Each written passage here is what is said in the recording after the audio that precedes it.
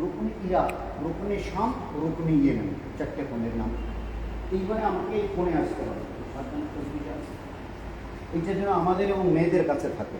এই সাতদানার তসবিটা এইভাবে আঙ্গুলে ঢুকিয়ে নেব, 7টা দানা উপরে করে দিলাম, শক্ত হয়ে টাইট হয়ে থাকবে, কোনো অসুবিধা নেই। 7 চক্কর দিতে হবে, একটা করে চক্কর দেবো, একটা দানা, দ্বিতীয় চক্কর হবে, দ্বিতীয়, 7 চক্করে 7টা দানা শেষ হয়ে গেল, আমাদের তওয়াফ শেষ হয়ে গেল। এর কম বেশি হলে হবে না, উজু রাখা অবশ্যই করবে।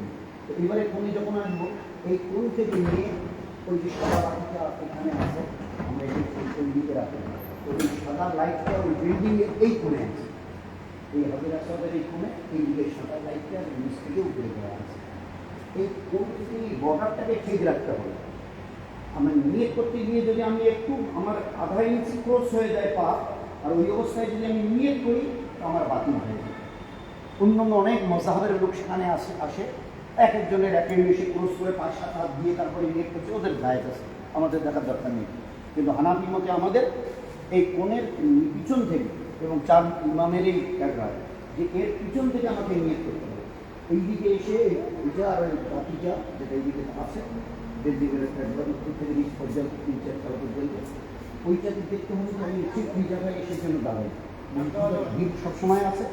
আচ্ছা, এই সময় এসে যখন আমি দাঁড়াবো, তো এই আমি তওয়াফ করছি, এখন শুরু করব, এই সময় আমার 3টে কাজ করা যাবে, মনে রাখতে হবে। কয়টা কাজ? 3টা।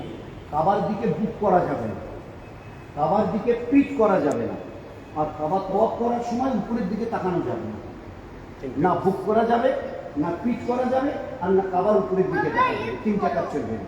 একটু এই জন্য কাজ হয়ে দাঁড়ানো, দাঁড়িয়ে আমি এবারে নিয়ত করবো, আল্লাহুম্মা ইন্নী উরিদু তাওয়াফাতা বাইতিকাল হারাম ফাইয়াসসিরহু লি ওয়া তাকাব্বালহু মিন্নি।